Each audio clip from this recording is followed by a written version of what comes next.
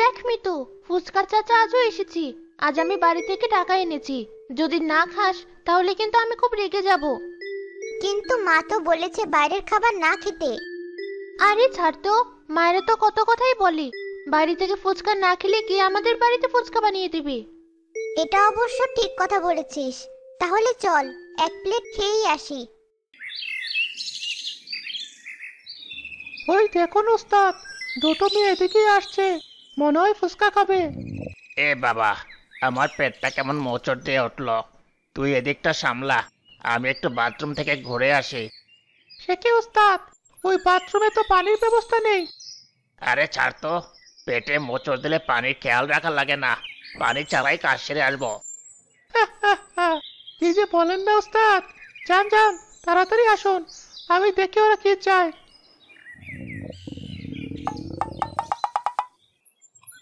এ কি, ফুচকা চাচা কোথায়? কেন খুকি, তোমরা কি খাবে আমাকে বলো, আমি তো আছি। না, আমরা তোমার কাছে খাবো না। ফুচকা চাচার হাতের ফুচকা বেশি স্বাদ। সে কোথায় তাই বলো। কি হয়েছে মামনিরা, কি চাই তোমাদের? এই তো ফুচকা চাচা, আমাদের তাড়াতাড়ি 2 প্লেট ফুচকা দাও দেখি। হ্যাঁ চাচা, আমারটাতে টক বেশি দিবে কিন্তু। দেখুন না ওস্তাদ, আপনার হাতে নাকি বেশি স্বাদ, আমার হাতে খেতেই চাচ্ছে না। তাই নাকি? আচ্ছা বেশ, আমি এখনই 2 প্লেট ফুচকা বানিয়ে দিচ্ছি। সালাম তার নোংরা হাত দিয়ে ফুচকা বানাতে লাগলো। কি স্বাদ, ঠিক যেন অমৃত। কিরিমিত, তাই না? হ্যাঁ, কিন্তু টকটা কেমন নোংরা। এ কি বলছো মামনি?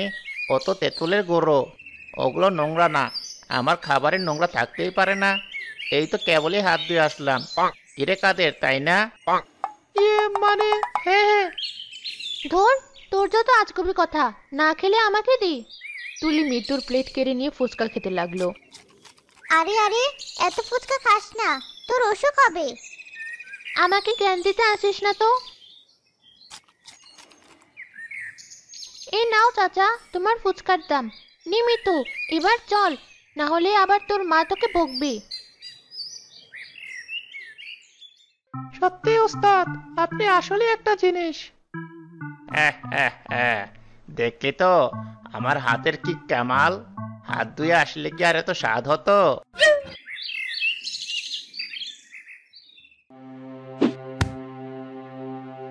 মা, মা কোথায় গেলি? আরে তুলি, কি হয়েছে তোর? ব্যাগটা ওখানে ফেলে দিলি কেন? মা, আমার পেটটা কেমন ব্যথা করছে। মনে হচ্ছে ব্যথাতে আমি মরেই যাব। সে কি, হঠাৎ এমন পেট ব্যথা হলো কেন? বাইরে কিছু খেয়েছিস নাকি?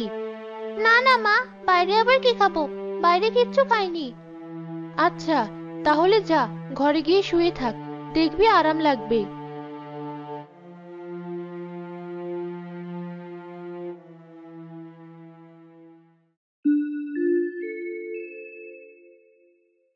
বাবা, তুমি এসেছো? মাই দেখো, বাবা চলে এসেছে। হ্যাঁ মা, আজকে খুব ভালো বিক্রি হয়েছে। সকাল সকাল সব ফুচকা শেষ হয়ে গেছে। যা একটু আছে ওটুকু আর বিক্রি করার মতো না। তাহলে ওই ফুচকাগুলো আমাকে দাও। কতদিন হয়ে গেল ফুচকা খাই না। না মা, খবরদার এগুলোতে হাত দিবি না। এগুলো হলো নোংরা জিনিস, এগুলো খেলে তোর পেট খারাপ হবে। কিন্তু তুমি তো স্কুলের বাইরে সবার কাছে ফুচকা বিক্রি করো, তাতে কিছু হয় না? ওরা কি আর আমার আপন? ওদের কিছু হলে আমার কি? তোমাকে কতবার বলেছি পাপের ব্যবসা তুমি বন্ধ করো। যে জিনিস নিজের মেয়েকে খাওয়াতে পারো না, সেই জিনিস তুমি অন্য মানুষকে খাওয়াবে? আহা গেন্নে, তুমি সে একই কথা আবার শুরু করলে। পাপের ব্যবসা বলছো কাকে? জানো না এই ব্যবসার টাকাতে আমাদের পেট চলে? কেন, দুনিয়ায় কি আর কোনো ব্যবসা নেই? যে ব্যবসা মানুষের জীবন নিয়ে নেয়, সেই ব্যবসা কেন করবে বলো তো? ধুর বাবা, বাড়িতে একটু শান্তি নেই। এর চেয়ে বাইরেই ভালো ছিলাম, যত সব জ্ঞান দিতে আসছে। তারলাম রাগ করে ঘরে চলে যায়। ওদিকে নোংরা ফুচকা খেয়ে তুলি আরো অসুস্থ হয়ে পড়ে। ওরে বাবা, মরে গেলাম। তুলির বাবা, মেয়ের অবস্থা তো ভালো না। মা, কেন তুই ওই পচা ফুচকা খেতে গেলি? এই দিয়ে গ্রামে কতগুলো ছোট ছোট বাচ্চা কাচ্চা মরে গেল, অথচ ওই সালামের বুদ্ধি হলো না। তুমি কেঁদো না। কাঁদবো না তো কি করব? মেয়েটার জ্বর তো বেড়েই চলেছে। হায় হায়, এ আমার কি সর্বনাশ হলো! ওই তো ডাক্তার সাহেব এসেছেন। দেখুন না ডাক্তার সাহেব, আমার মেয়েটা কি বাঁচবে না? কই দেখি তুলি মা, তোমার জিভটা বের করো তো। মা, আমি যে আর ব্যথা সহ্য করতে পারছি না। এ তো খুব খারাপ অবস্থা। এ আপনি কি বলছেন ডাক্তার সাহেব? আমার মেয়ে কি তাহলে বাঁচবে না?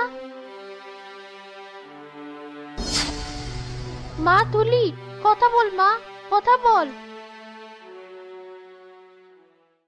কেঁদো না তুলির মা, ও আর নেই, তোমাদের ছেড়েও বহুদূর চলে গেছে। এ আপনি কি বলছেন ডাক্তার সাহেব? এ আমার কি সর্বনাশ হলো! আমি এখন কাকে নিয়ে বাঁচবো? ওই শয়তান সালামের ফুসকা খেয়ে আমার মেয়ে মরেছে, ওকে আমি ছাড়বো না। সালাম, এই সালাম, বাইরে আয়, বাইরে আয় বলছি। একই সজল ভাই, চেঁচাচ্ছ কেন? ওরে পাজি, তোর ফুসকা খেয়ে আমার মেয়ে মরেছে, তোকে আমি ছাড়বো না। এইসব যাতা বলছো? আমার ফুসকা কি একা তোমার মেয়ে খেয়েছে? কতজনই তো খেয়েছে। ওই, আর কারো তো কিছু হয়নি। পাজি, আরো তো কত প্রাণ চলে গেছে, তোকে আজ আমি শেষ করে ফেলবো। আরে, মামার বাড়ির আবদার নাকি? কে কোথায় আছো? পাগলটাকে ধরো।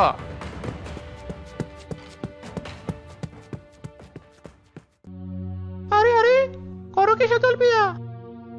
আরে আরে, করো কি সজল মিয়া? ছেড়ে দেন চাচা, ওর কারণে আমার মেয়ে মরেছে, আজ আমি ওকে। আরে পাগলের মতো করো না, শান্ত হও। মেয়ে যখন চলে গেছে, এসব করে কি লাভ? চলো বাড়িতে চলো। হ্যাঁ হ্যাঁ, তাই নিয়ে যান, যত সব পাগলের কারখানা।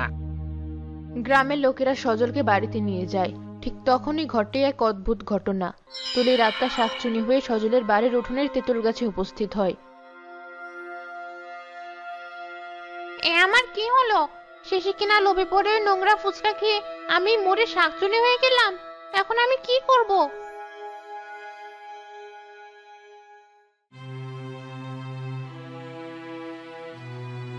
শান্ত হও সজল মিয়া, পাগল হলে নাকি?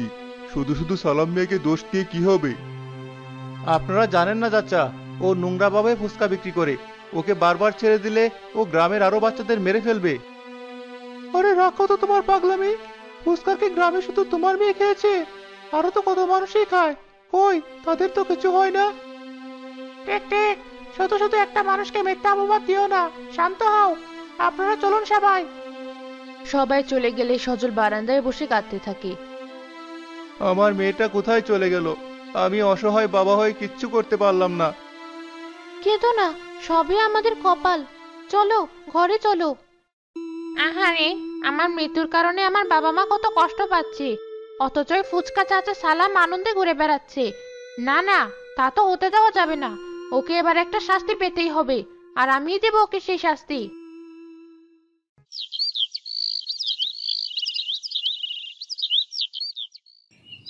পরদিন সকালে সালাম আর কাদের তাদের ফুচকার ভ্যান নিয়ে স্কুলের সামনে যায়। বলিস কি রে কাদের, আমাদের এখানে আরেকটা ফুচকার দোকান লেগেছে? কারে তো সাহস! হ্যাঁ ওস্তাদ, তার বলছে কি? ওই দেখুন, ওখানে তো দাঁড়িয়ে আছে। আরে, ফুচকা বিক্রি করছে একটা মেয়ে। হ্যাঁ ওস্তাদ, তাই তো দেখছি। ওই মেয়ে যদি এখানে ফুসকা বেচে, তাহলে কিন্তু আমাদের ব্যবসা লাটে উঠবে। না না, এ আমি কিছুতেই হতে দেব না। যে করেই হোক, ওই মেয়ের ফুচকার ব্যবসা আমার বন্ধ করতে হবে। গরম গরম টাটকা তাজা ফুচকা খেলেই হবে রাজা। এসো তবে ছুটে এসো, ফুচকা খেলে এসে বসো।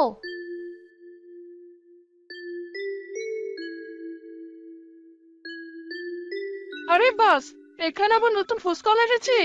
চল রাজু, ফুচকা খেয়ে আসি। না শিমুন, আমি ফুচকা খাবো না। সে কি, কেন? শুনিস নি, ফুচকা খেয়ে নাকি ওই পাড়ার তুলি মারা গেছে, তাই মা আমাকে বলে যে ফুচকা না খেতে। আরে দূর, ওসব মিথ্যে কথা। ফুচকা খেলে কি কেউ আবার মরে? চল চল। আচ্ছা বাবা, তুই না খেলে দাঁড়িয়ে থাকিস, আমি একাই খাবো।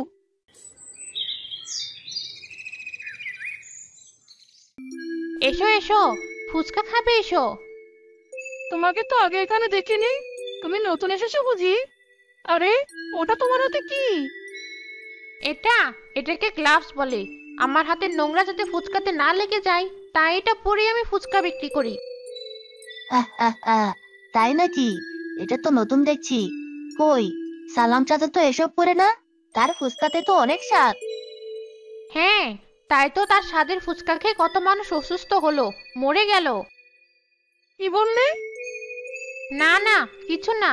একবার খেয়ে দেখো আমার ফুচকা, ভালো না লাগলে পয়সা দেবে না। আচ্ছা বেশ, এত করে যখন বলছো, দাও 2 প্লেট খেয়েই দেখি। সে কি, তুই না বললি ফুচকা খাবি না, এখন আবার বলছিস খাবি? হ্যাঁ, এ তো আর সালাম চাচার ফুচকা না। একবার খেয়েই দেখি কেমন লাগে। শাকচুনি ফুচকাওয়ালি বানানো ফুচকা খেয়ে শিমুল আর রাজু অনেক প্রশংসা করে। কি স্বাদ! কতবার সালাম চাচার কাছে ফুচকা খেয়েছি, কিন্তু এমন স্বাদের ফুচকা আমি এর আগে কখনোই খাইনি। ঠিক বলেছিস শিমুল, আজ থেকে আমরা এখানে ফুচকা খাবো। কিরে শিমুল, রাজু, তোরা এখানে? মানে সালাম চাচা, বলছিলাম কি, বুঝেছি, নতুন ফুচকা পেয়ে তোরা সব দলে দলে এখানে এসেছিস। আর এই যে মেয়ে, কে তুই? এখানে কেন ফুচকা বিক্রি করছিস? কেন, তুমি নোংরা ফুচকা বিক্রি করে লোকেদের অসুস্থ করতে পারবে, আর আমি পরিষ্কারভাবে এখানে ফুচকা বিক্রি করতে পারবো না? কি বললি? তোর এত বড় সাহস! একে তো আমার এলাকায় এসে আমারই পণ্য বিক্রি করছিস, তার উপর আবার আমার মুখে মুখে তর্ক। ভুল কি বলেছি? তুমি তোমার মতো ফুচকা বেচবে, আমি আমার মতো বেচবো। এত ভয় কিসের তোমার? তুমি যদি সৎভাবে কাজ করো, তাহলে আমাকে ভয় পেয়ে লাভ কি? ওরে মেয়ে, এই কথা! এতটুকু মেয়ে, অথচ মুখে এত বড় বড় কথা! আমিও দেখবো কদিন তুই এখানে ব্যবসা করতে পারিস। সালাম রেগে মেগে চলে যায়। সন্ধ্যায় ফুচকা বেচা শেষে শাকচুন্নি আবার নিজের আসল চেহারায় ফেরত আসে। যাক, আজ প্রথম দিন ভালোই ফুচকা বিক্রি হয়েছে। এভাবে ওই সালাম চাচাকে শিক্ষা দিতে হবে। কিন্তু এতগুলো টাকা আমি কি করব? টাকা দিয়ে তো আমার কোনো কাজ নেই।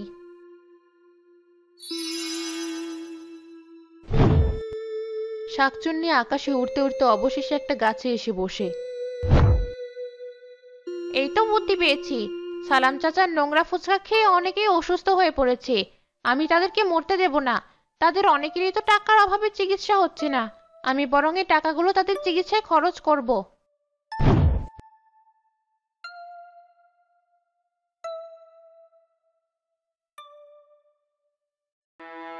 তাহলে টাকার অভাবে আমার মেয়েটাও তুলের মতো মরে যাবে? এভাবে কেঁদো না, একটা না একটা ব্যবস্থা ঠিক হবে। কি করে ব্যবস্থা হবে? ডাক্তার তো বলেছে অনেক টাকা লাগবে। কে দেবে আমাদের এত টাকা? আল্লাহ যখন অসুখ দিয়েছে, আল্লাহই চিকিৎসার টাকা দেবেন। চলো, ঘরে চলো।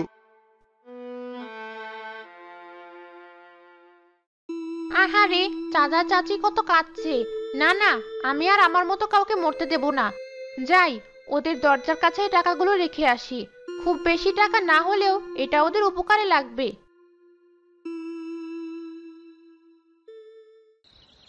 কিছুক্ষণ পর মহিলা দরজার সামনে এসে টাকা দেখে অবাক হয়ে যায়।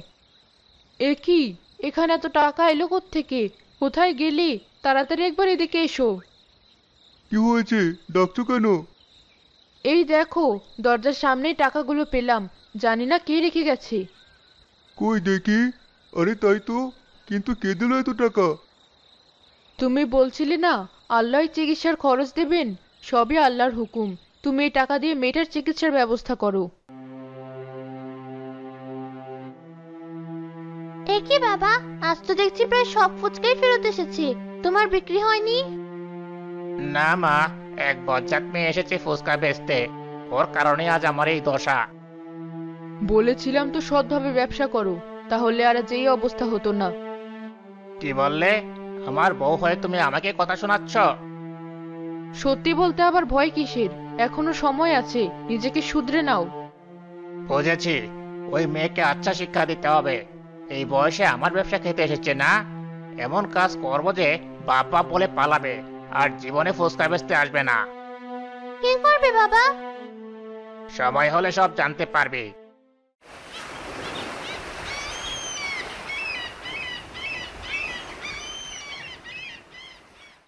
পরদিন সকালে সালাম আর শাকচুন্নি উভয়ই আবার স্কুলের সামনে ফুচকা বেচতে যায়। কিরে কাদের, এত বেলা হয়ে গেল, একটা মানুষও তো ফুচকা খেতে এলো না। এ ওস্তাদ, ওই দেখুন, ওই মেয়ের দোকানে কত ভিড়। তুই আর কাটা গায়ে নুনে ছিঁড়া দিস না, ওই মেয়ের একটা না একটা ব্যবস্থা করতেই হবে। আপনি চিন্তা করবেন না ওস্তাদ, আমার মাথায় একটা খাসা বুদ্ধি আছে। আপনি শুধু দেখুন আমি কি করি। কি করবি?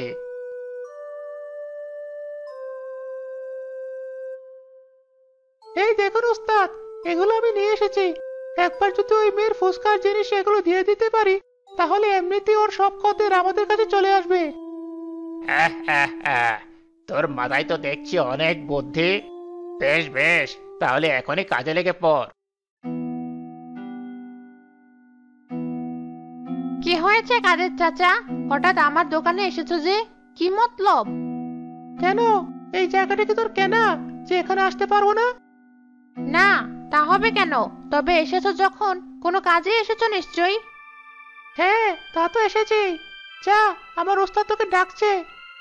সে কি? কেন? তার যখন এতই দরকার তাহলে সেই আসুক না এখানে। বেশি কথা না বলে যা, নইলে কিন্তু। আচ্ছা বাবা, যাচ্ছি। তুমি তাহলে আমার দোকান পাহারা দাও। পাহারা দেবো বলেই তো এসেছি। মেয়েটা আসার আগে তাড়াতাড়ি কাজটা সেরে ফেলি। কাদের দ্রুত ফুচকার ডাবরিতে সবগুলো তেলাপোকা ঢেলে দৌড়ে চলে যায় তার নিজের দোকানে। কি হয়েছে সালাম চাচা, আমাকে ডেকেছো? আমি আবার তোকে ডাকবো কেন? মানে, যা যা, তুই নিজের দোকানে যা। ওস্তাদ যে জন্য তোকে ডেকে দিল সে কাজ হয়ে গেছে। কি যে বলো, কিছু তো মাথায় ঢোকে না। আচ্ছা, আমি যাচ্ছি।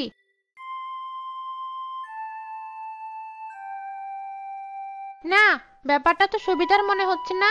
কাদের চাচা নিশ্চয়ই কোনো মতলবে এখানে এসেছিল। আমাকে তো জানতেই হবে। মেয়েটা চোখ বন্ধ করে সবকিছু দেখতে পায়।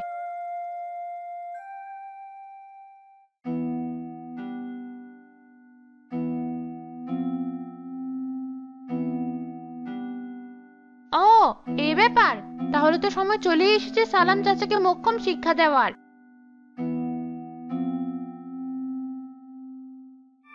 কিরে কাদের, কি করলি? আমি তো দেখছি ওর দোকানে উল্টো ভিড় বেড়ে গেল।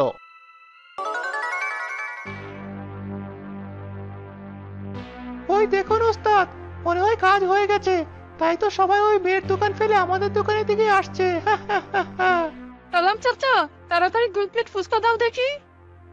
হ্যাঁ চাচা, তাড়াতাড়ি দাও। হ্যাঁ হ্যাঁ, সবাই দাঁড়াও, এখনই দিচ্ছি। কাদের আর সালাম দ্রুত সবাইকে ফুচকা দেয়, সাথে সাথে সবাই চিৎকার চেঁচামেচি শুরু করে। এ কি? ছি ছি, তেলাপোকা! ছি সালাম চাচা, এতদিন শুধু শুনেছি, আজ তো নিজের চোখে দেখলাম। এ বাবা, শুধু তেলাপোকা নাকি, এ তো দেখছি মরা ইঁদুরও আছে। ছি ছি ছি ছি, তুমি এত নোংরা! ওরে পাজি নোংরা লোক, এমন নোংরা ফুচকা খাইয়ে আমাদের ছেলে মেয়ে সর্বনাশ করছিস।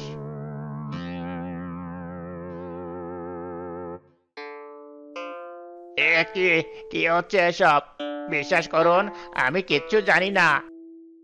কি হচ্ছে জানো না, তাই না?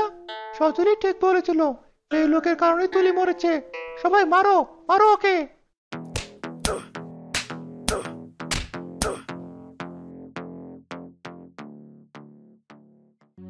ওরে বাবারে, মরে গেলাম।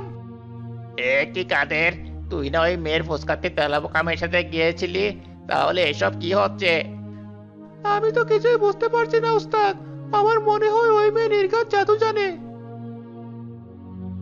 কি হয়েছে সালাম চাচা, এখন কেমন লাগছে? ওরে শয়তান মেয়ে, আমাদের মার খাইয়ে এখন তুই হাসছিস? দাঁড়া, তোকে দেখাচ্ছি মজা। সালাম মেয়েটাকে মারতে গেলে সালামের হাতটা হাওয়ায় উঠে একাই ভেঙে যায়। ওরে বাবারে, মরে গেলাম। আমার হাতটা কে ভেঙে দিল? কে তুই? তুই তো কোনো সাধারণ মেয়ে না। ওস্তাদ, বলেছিলাম না এই মেয়ে নির্ঘাত জাদু জানে। আমি কে দেখবে? আচ্ছা বেশ, তাহলে দেখো। ওরে বাবারে, শাকচুন্নি! নিচে বাসলে পরের নাম, পালাই আমি। ওরে বাবা, শাকচুন্নি! হ্যাঁ ফুসকা চাচা, আমি শাকচুন্নি। তবে আমাকে তুমি শাকচুন্নি বানিয়েছো। ফুসকা চাচা, এই নাম তো শুধু আমাকে তুলি ডাকতো। হ্যাঁ চাচা, আমি সেই তুলি যাকে তুমি নোংরা ফুচকা খাইয়ে মেরে ফেলেছো। তাতে তোমাকে শাস্তি দিতে আমার এই ব্যবস্থা, কিন্তু তাতেও তোমার আক্কেল হয়নি। তাই আজ এক্ষুনি আমি তোমার ঘাড়টা মটকে দেব। ওরে বাবারে, না না, আমাকে মারিস না। আমার ভুল হয়েছে, দয়া করে আমাকে ক্ষমা করে দে। তোমাকে ক্ষমা করলে আমি কি আমার জীবন ফেরত পাবো? মা, আমায় ছেড়ে দে, আমার ভুল হয়েছে। আমি তোকে কথা দিচ্ছি, আর কখনো নোংরাভাবে ফুচকা বিক্রি করব না। প্রয়োজনে আমি এই ব্যবসা ছেড়ে ফল বিক্রি করব। না না, তোমাকে ছাড়া যাবে না। তোমার কারণে যারা অসুস্থ হয়েছে তারাও তো চিকিৎসার অভাবে মরার পথে।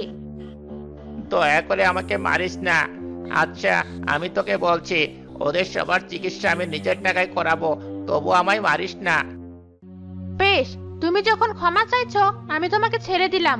তবে কথা দাও আর কখনো অসৎ ব্যবসা করবে না। হ্যাঁ, আমি কথা দিচ্ছি, যাই করব সৎভাবে করব। তাহলে তোমায় ছেড়ে দিলাম। তোমাকে শিক্ষা দেওয়াটাই আমার শেষ ইচ্ছে ছিল। তুমি যখন নিজের ভুল বুঝতে পেরেছো, তাহলে আমার শেষ ইচ্ছা পূরণ হলো। এবার আমি মুক্তি পাবো। সাথে সাথে চারপাশে সোনালি আলোয় ঝলমল করে তুলির আত্মা চিরতরে মুক্তি পেল।